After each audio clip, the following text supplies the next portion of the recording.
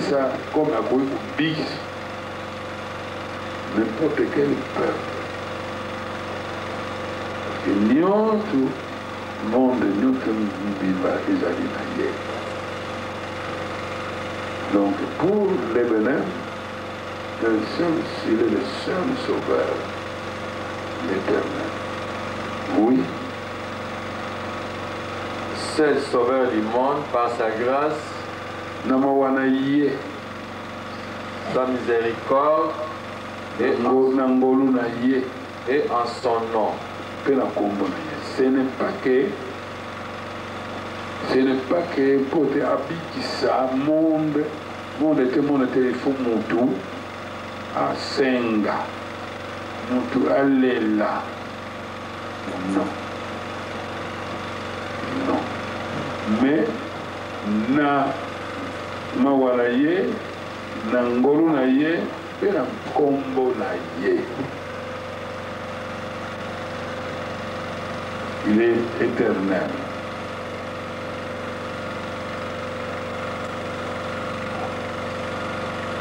Ce n'est pas que abonderaki mingi mokabikaki. Kaka Yahweh azana yete kwa mtu na abondele ale. Peuple était libiki. Sans que Yahweh asuna andi mayango. Ou bien peut-être pas azalaki forcé dans Mutumoko. Peut-être qu'on a Mutumoko abandonné comme kata zutu ambeli bakila mazobima de Yahweh ayekubiki. Mais na mawana ye, na ngolu na ye, mpe na nkombo na ye, alors na nkombo na ye, pas na nkombo ya mutu mususu. Allons-y.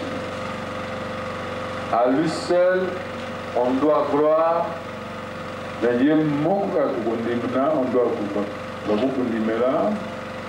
Louange et adoration. On doit, à lui seul, on doit gloire. On doit gloire.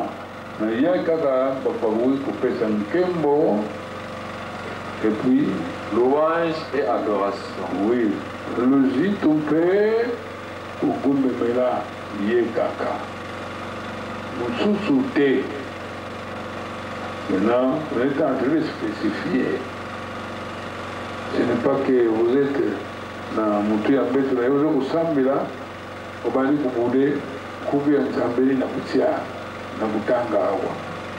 Ce qui est commis pour vous allez, quand c'est système. Est-ce que nous avons un combien tel? Est-ce que nous avons un combien tel? Est-ce que nous avons un couple de bunga, donc ceux qui battent, bunga, et pas na Yahweh, Nzambe, Bongola, battent, bunga, et pas na Yahweh, Nzambe. Donc chaque fois que vous allez écouter la main, na Mateo na yo nyonso ezala mpona kobongola bato oyo bazali kolanda yo bazali koyoka yo epai na Yahweh Nzambe. Nzokende auparavant ezalaki bongo te, ezalaki kosala yango mpona kobongola bato oyo bazali kolanda epai na Jésus. Alors c'est une erreur notoire. Il faut qu'on bongola, oh, il va bongola epai na Yahweh. Donc bongola bango epai na mutu, c'est-à-dire que musala peut juste été na loba na Yahweh. Amener les hommes à obéir à la vérité et à pratiquer la justice de Dieu. Donc, objectif, il y a une vraiment un objectif de base, tout enseignement pour convertir l'homme, quiconque vous écoute, à l'éternel Dieu, pas à un autre Dieu. Pas à une créature humaine, non. Bien à un ancêtre, non. sauf à l'éternel Dieu. Ça, c'est vraiment ça. Et il y en a yo, même 1 heure du temps, 2 heures du temps, mais vous tournez là-bas toute votre prédication, ne doit faire parce que à convertir ceux qui vous écoutent à l'éternel Dieu. Non pas en présentant un Dieu autre que l'éternel. Ça, c'est très grave. Mais ce n'est pas le catéchisme. Maintenant, on spécifie. Et auparavant, vous voyez que même pas ceux qui n'ont pas mais le gars, comment il est corrigé? Parce qu'il n'y avait pas quelque chose de spécifique. Au même moment, na tena mutakingandi bina un secrétaire bango donc yo la badula d'accord. Alors c'est très grave. Un peuple de Dieu, ce n'est pas juste.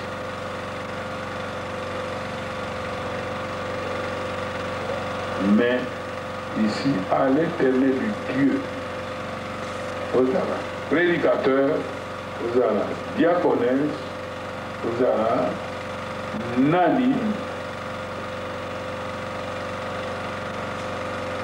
il faut convertir à l'éternel Dieu.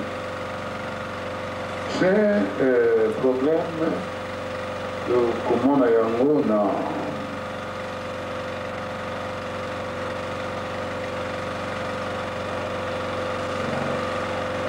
lisez un peu Tangana, Jean, chapitre 8, de 30 jusqu'un peu plus loin, Tangana.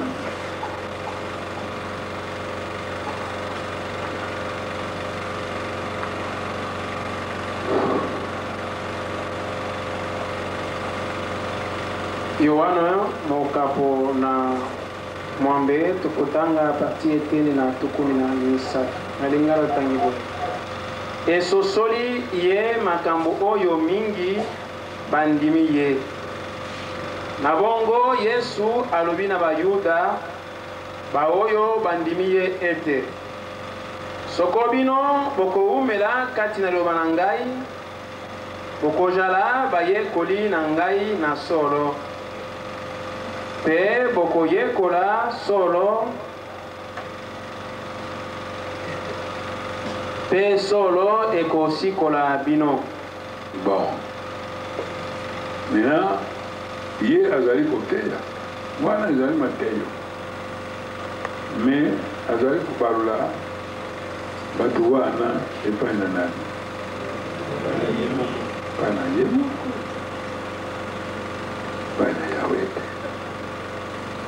Soki bokuyoka maloba na ngai, malako na ngai.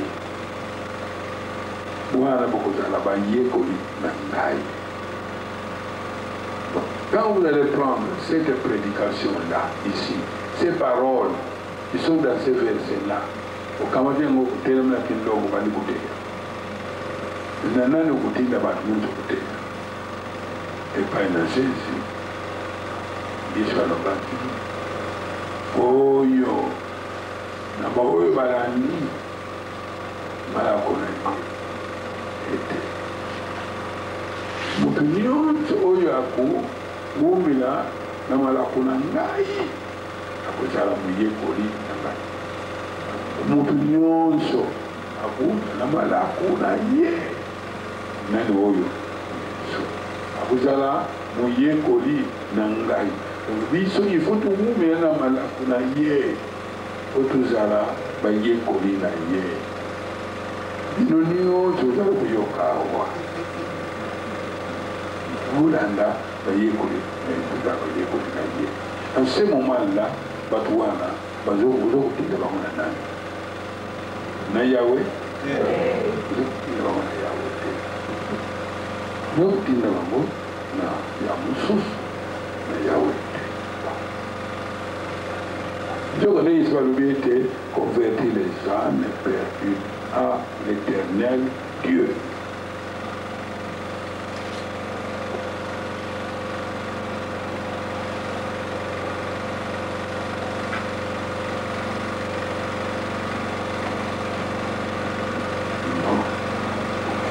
Là, ça ne peut pas passer. Quand vous allez prêcher comme ça ne passe pas. Vous le faites plus maintenant selon les objectifs de l'Ebenem, de l'enseignement de l'Ebenem. Vous l'allez à monter. Tapez à porter. Vous allez vous les tourner. Partout, du beau partout, dans Yahweh. Vous allez vous ne pas dans Yahweh. Vous les tourner. Très grave. C'est très grave. C'est cela que peut-être, pour là, dans Deutéronome 13,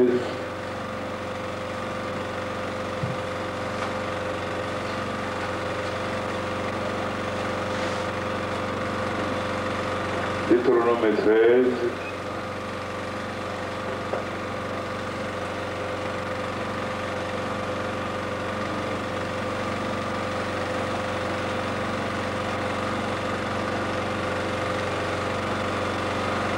à partir de 3,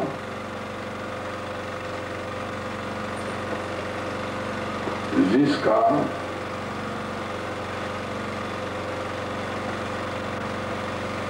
4. Na lingala to tangi boye. Okoyoka maloba na mosakoli yango to moloti na ndoto yango te. Bon, pendant les cours, non, pendant la première jusqu'à 5. Soko mosakoli atemi na kati na bino to moloti na ndoto peye apesi yo elembo soko likambo na kokamwa pe elembo soko likambo na kokamwa yango ebimi bongo pe soko ye alobi ete tobila banzambe mosusu oyo oyebaki te pe tosalela bango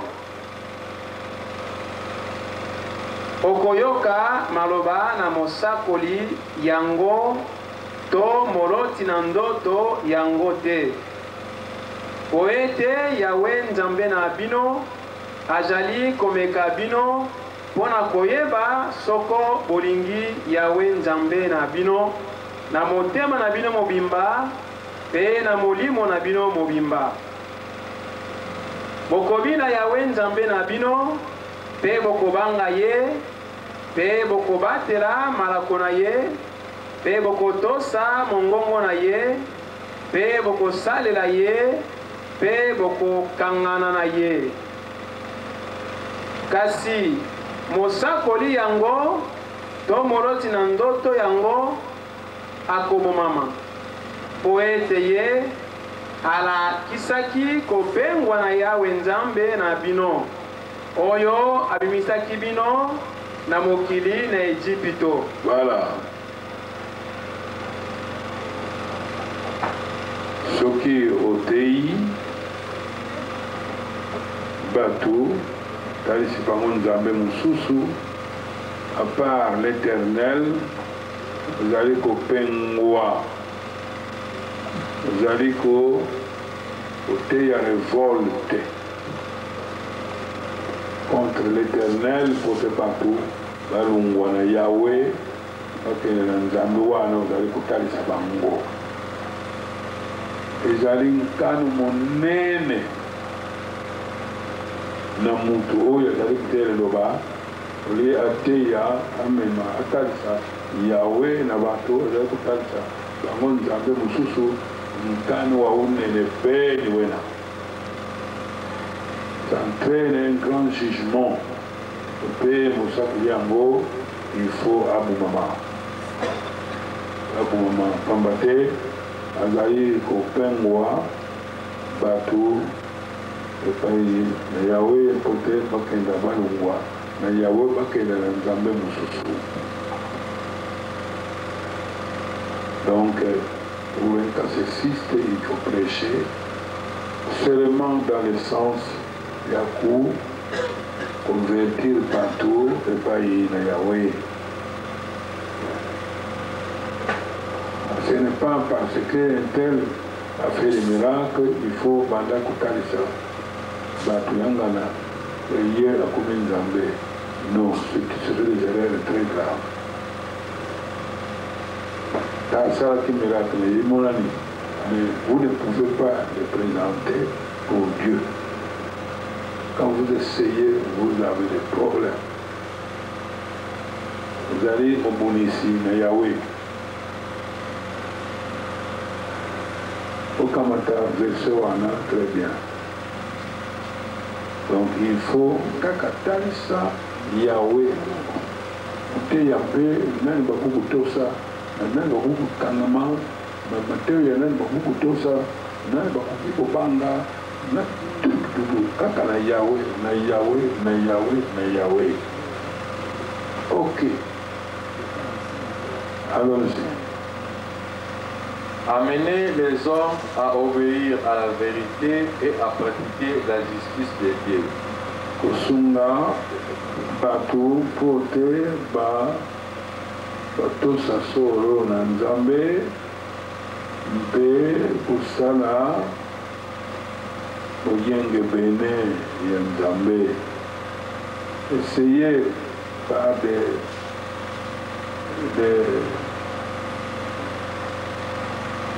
supplications. Des supplications na kobondela bato ote bakoka kondima solo na Nzambe mpe kolanda buyenge beni na Yahweh. Très important. C'est tout ce que vous devez. Vous ne devez pas vous occuper d'autres enseignements comme Pamba. Vous perdez le temps. Il est du temps. 30 minutes pour dire des bêtises. Oui, ils arrivent pour la limité. Et la solo na Nzambe, la vérité na Nzambe, tout le monde na Nzambe. Vous distraire les parents de la papa, ya courage, ya papa, qui dit c'est la maman de papa, c'est de perte de temps. Alors notre objectif est là. On a compris la côté de Sabato. L'égine de Bakuki, au Yamba, Soro Nzambe, P, au Tosa, Yango, P, Salida, Yango. Allons-y, troisième. Préserver les croyants contre les fausses doctrines. Alors, le Ngomba, les alliés Adana Mbebe Mounene Mbebe, donc une grande responsabilité pour nous protéger Bandimi contre ya Matteo Yalukuta. Matteo Yalukuta. Si vous voyez que Matteo Oyo ne s'adapte pas à la vérité de l'Éternel, le fichier Oya Yango et empêcher les fidèles et la Boulanda Yamote. Protégez-les. Eh bien, dans nos prédications, nous avons aussi le droit. Il y a ça, la force. C'est que l'on peut trouver parmi les fausses doctrines. Comme ça, ceux qui ont yéli et ceux qui. Ils allaient tout le temps la voyer. Ils allaient tout le temps la voyer. Ah oui, parce que ils allaient force. Il y a beaucoup de connaissances. Il y a la vraie doctrine. Il faut avoir un yango pour savoir juger la doctrine de Moussousou. Ils allaient pour cadrer la vérité de Yahweh. C'est un devoir à l'église. Pas à l'église, mais na biso batei batambulisi ya bandimi. Très important. Comme ça, bandimi na yo, on a la facilité et à beaucoup ça. Parce que ce que vous allez pour penser bango, la vraie doctrine, vous allez mailler les billets. Attends, vous allez ici quand il y a mon corps billets, vous allez une doctrine sur l'autre côté. Il faut un membre doit être capable de juger les doctrines. Oh, ils allaient à sauver un dame, non, oh, ils allaient à sauver un dame. Mais il y a la doctrine, oh, à sauver. Rimatei Oyo Yasoro. Allons-y. Préparez les fidèles à hériter du royaume de Dieu. Bon, Kubongisa, Tandimi, Bafidèle, Oyo Balingi, vraiment Kobika, Mpona, Sangola, Bokunzi, Na, Nzambe. Vous le préparez, vous le préparez, vous le préparez. C'est notre objectif. Objectif, vous avez été, Bamona, Lola, Babika, Pena Molimo. Il ne faut pas vous contenter seulement de la distraction. Pour vous allez que Mingi, et parce que vous avez un bongo, vous êtes content. Non. Il faut voir si l'autre il faut faire ça bango, il faut que ce soit bango pour la Sangola, Lola, pour la position Lola. C'est important. Un objectif, il y a Mobimba. Si ceux qui n'ont pas côté, il faut mettre un pote bateau, Bamona Nzambe, Bamona Lola. Ceux qui étaient malades, on a dit qu'on a fait un cahier. Parce que nous avons l'autre comme côté. Donc ce sont les 4 objectifs qu'il faut respecter, qu'il faut connaître. Nayo Maman Diakones, Nayo Maman Longogi, Nayo Maman Longi, Nayo Petata Cielo. Ce sont les objectifs, pas objectifs. Donc vous avez qu'on nanda dans ma terre de News. Oui. La source de l'enseignement religieux est bon, donc, mais je pense que vous n'avez pas très bien tracé sur la main d'eau. Les sources de l'enseignement religieux, parce que vous n'avez pas encore donné la doctrine, la religion, le nom de la religion, le nom de la doctrine. Vous n'avez pas encore donné ça. Le KCC et les messages du prophète d'Isoël et pour moi, puis soit Isaac. Donc le KCC prophétisé, Yambamaki et Sakuramaki, le Yahweh, et pas Isoël, il y a un message, il y a le Sakoli Isoël, le KCC, qui se traduit comme ceci.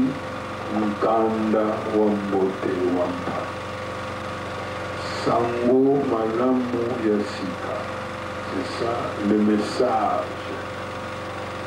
C'est ça le message de l'Éternel Dieu par le prophète Israël. Donc ce message.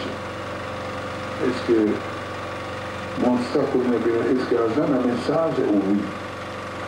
Comment est donc intitulé son message. Son message est intitulé Mon nouveau message, c'est-à-dire KCC, prophétiquement parlant. Le message, il y a Moussa Koli, Nabino. Est-ce qu'il a un message? S'il est vraiment prophète, il faut qu'il y ait un message pour tout prophète. Sinon, c'est inutile. Est-ce qu'il a un message? Oui, il a un message. Lequel? Les KCC. Qui se traduit comment? Il se traduit Mukanda Wambote Wampa. En français, le global, bon, nouveau message. Ou bien, un message bon, nouveau.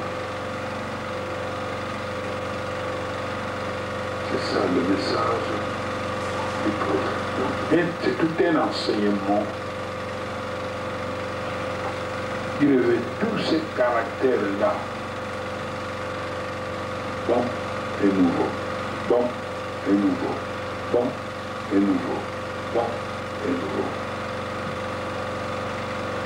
C'est les caractéristiques de ce message-là, caractéristiques sont et nouveaux. Oui. Les 3 lettres constituent les signes prophétiques et distinctifs de l'Église. Donc, ces 3 lettres-là, les KCC, ce sont des signes.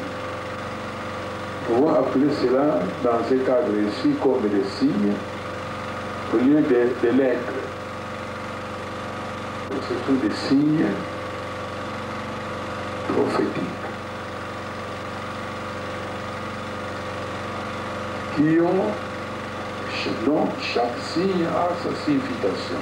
Chaque signe a sa signification. Les cas, par exemple, a sa signification. Signifie Nkanda, ou message, ou enseignement, ou prédication. C'est, le premier c'est Yamalam. Bon. Yamalam. Le deuxième c'est nouveau. Wambote. Non, nouveau. Ou bien Yashika. Et ce même signe prophétique, bien que ce sont des lettres, mais dans ce cadre ici, on peut les appeler des signes. Pourquoi? Parce que quand on va voir traduction de Yango, c'est Nkanda, mais qui n'est pas précédé par un ta, par un nain. Ils allaient, dévotion de Yango, ils allaient pour dire Nka. On devrait commencer par un, il avait Nka. Pour dire Nkanda. Le sens de Nka, ils allaient sauter à partir du moment où le N n'est pas repris là-bas. Mais c'est le K. Mais pour lire, il faut lire K. Selon la tradition que l'Esprit a donnée. Il faut lire K. C'est pour cela qu'on préfère les appeler signes. C'est un signe. Mais le C, il suffit Wambode. Il n'y a même pas un W là-bas. Mais c'est dit Wambode. C'est-à-dire, bon. Vous voyez mettre là un B, non? Wambode. C'est-à-dire en français, bon. En du Congo, Wambode.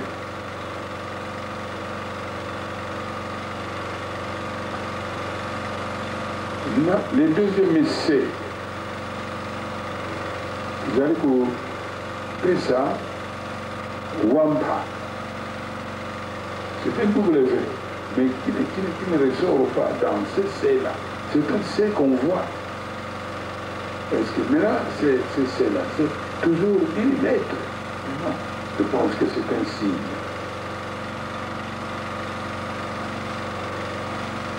Parce que la traduction de Yahweh après Siango, nous l'acceptons. Yazari, c'était W. C'est une. Il y a moins de complications. Mais c'est comme ça. Parce que c'est prophétique. Kanda, Wambote, message, des livres. Parce que dans ces livres-là, il y a des messages. Dans chaque livre, il y a des messages. C'est le contenu qui compte. Mais ce n'est pas les livres qui comptent, mais c'est le contenu. C'est comme Ézéchiel, la Mélissie et Moukanda. Mais mukanda wana ekomama ngambo na ngambo. Ce n'est pas un rouleau vide, ce n'est pas un rouleau blanc, mais un rouleau portant des écrits. Donc il y a des messages dans ces mukanda-là qu'on a fait avaler nanani na Ézéchiel. Tangananu Ézéchiel, chapitre 3.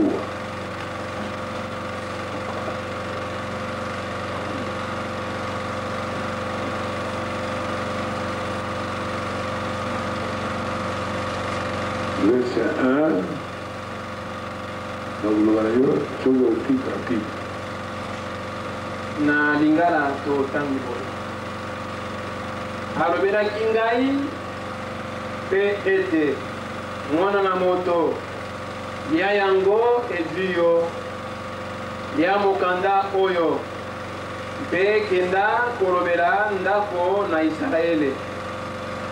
Bongo nafungolaki monoko na ngai mpe alesaki ngai mokanda yango. Alobelaki ngai mpe ete mwana na moto leisa libumu na yo mpe tondisa sopo na yo na mokanda oyo. Bongo naliaki yango mpe ezalaki na monoko na ngai elengi lokola mafuta na nzoi. Voilà. Passez un peu le deuxième verset. Prenez peut-être les trois derniers versets. Le chapitre 2. Les trois derniers versets.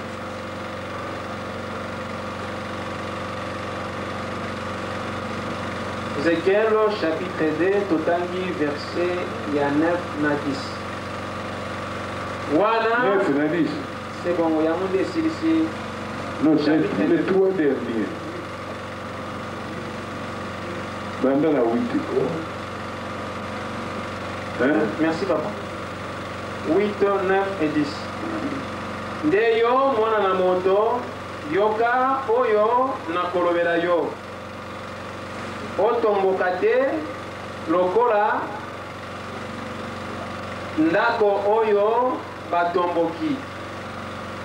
Fungola monoko na yo mpe lia yango ekopesa ngai yo. Wana etalaki ngai, tala loboko esembolami epai na ngai. Mpe tala mokanda ezalaki na yango. Mpe ye alalisaki yango liboso na ngai. Yango ezalaki mpe na makomi na liboso mpe na nsima. Mpe maloba na kolela na mawa na boloji makomami na yango. Vous voyez, na mukanda, pour mukanda et la valeur, il faut makomami mazara. Makomami, c'est ça qui va constituer le message. Ce n'est pas un livre en blanc comme ça, vide, Zangi Makoma. Et le cas, c'est 50 ans. Mais là, dans 50 ans, c'est un livre. Et alors, lui, il y a des messages, des paroles de l'Éternel.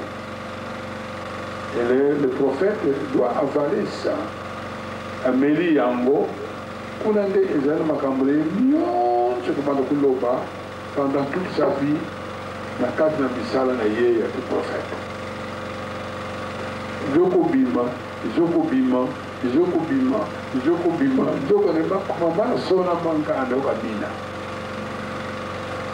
Et côté des Aïtoum du Salikoumé. Eh bien, c'est ça. Donc, les messages, c'est ce qui compte. C'est le message qui est bon et nouveau. Quelque chose qui doit être bon lorsque ça sauve. Un message qui doit être bon lorsque ce message-là est donc capable de sauver oyo azwi yango. Soki message ezali na ntina na kobikisa te, ça ne peut pas sauver. Ce n'est pas alors un bon message. On ne peut pas appeler bon message. Parce que ça ne peut pas être sauvé. Ça ne peut pas sauver. Et koki kobikisa te. Parce que oyo kaza na ngwela kobikisa yango wana ekoki kobianga bon. Message bon. Livre bon. Lettre bon. Message bon. Après, il y a 6 cas. C'est ça. Allons-y. Là, je spécifie la chose, le signe distinctif. Quand vous portez le KCC, ça vous distingue. Même en tête de notre appellation avec le KCC, donc vous allez vous distinguer. Dès que vous voyez ça, vous dites bon, l'église de bon message. Vous voyez le KCC, ça c'est le nôtre. C'est donc ces KCC là qui distingue. C'est le signe distinctif. Ce signe-là, vous allez le déclarer dans le statut d'église au Yokota dans l'État. Oui. La doctrine de l'Église, bon nouveau message, KCC et les catéchismes. Donc la doctrine, la biso est bien nommée catéchisme. Comment on peut catéchisme dans notre amour?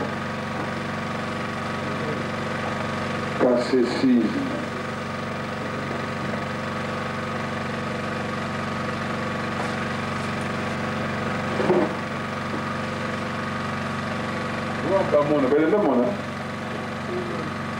Dans un grand caractère,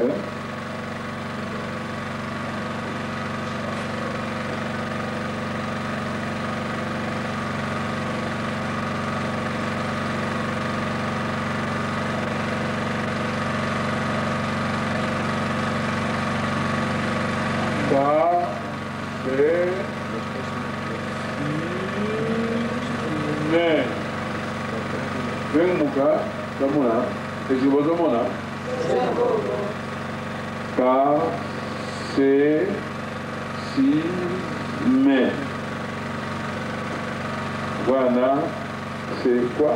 C'est la doctrine, hein? C'est la doctrine. Cette doctrine, c'est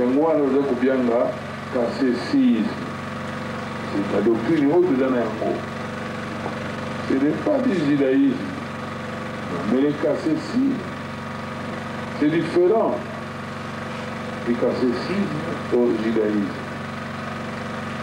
C'est comme on peut dire le protestantisme, c'est la doctrine de l'enseignement, de la doctrine donc, qui est donc l'enseignement des protestants, le protestantisme, catholicisme.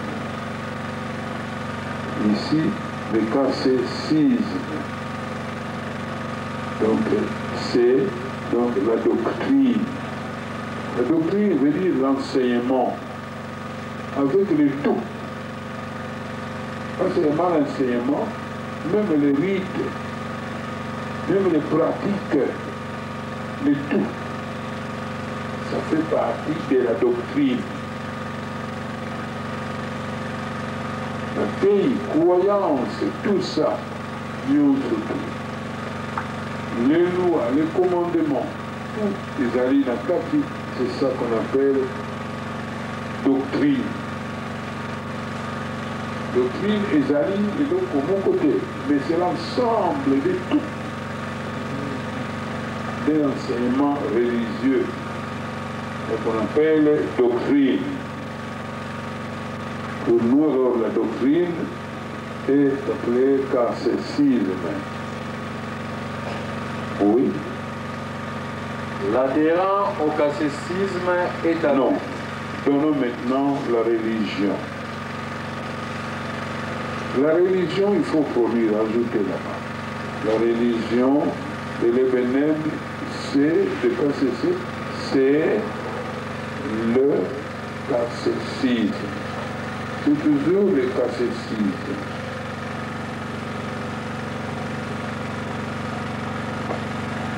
Quelle est votre religion? La religion est le christianisme. La religion est le protestantisme. La religion est le catholicisme. Ici, quelle est votre doctrine? Ma religion. Ma religion est le catéchisme. Alors votre doctrine? Ma doctrine est le catéchisme. Donc le mot catéchisme, il y a deux manières d'expliquer un mot. Soit ça prend le sens, la signification de la doctrine. Donc on utilise ce mot-là pour expliquer la doctrine, pour présenter la doctrine, soit pour présenter la religion.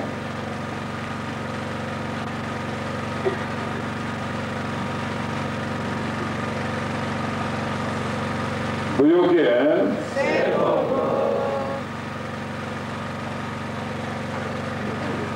Le 30, tout allez coquer. Moquer. Vous parlez de l'emba?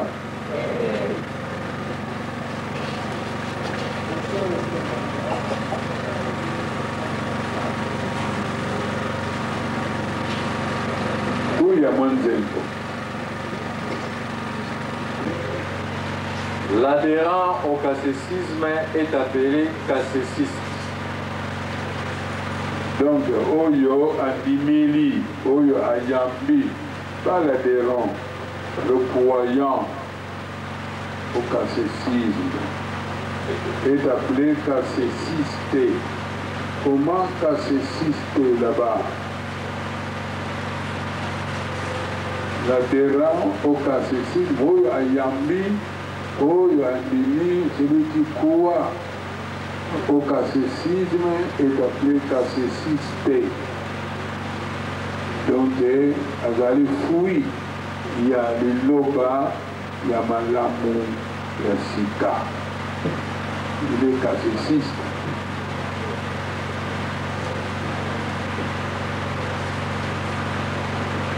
La Botami, il y a les Loba, il y a Malamu, il y a Sika. Ce n'est pas des orélistes, non. Ce n'est pas des orélistes, non. Mais catéchistes. Le catéchiste.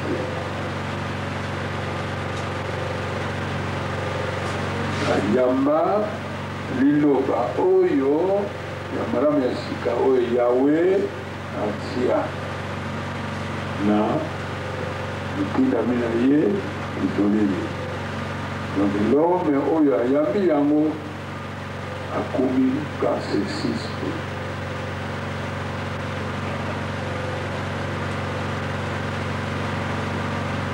C'est comme ici ndenge Ézéchiel ayambaki mokanda wana mpe amelaki yango ekomaki na kati na libumu na ye. Comme quelqu'un qui avale, le catéchisme devient catéchiste. Parce que Ayambi, Yango, Amélie Yango. Et ça domine tout son être.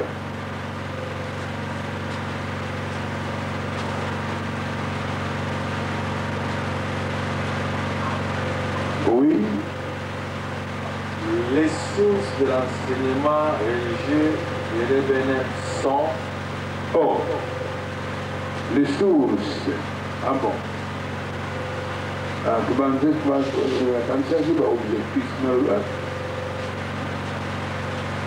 Les sources, allez-y, vite. Les sources de l'enseignement religieux de l'Ébéné sont la Bible et les révélations du prophète isolé. Lili.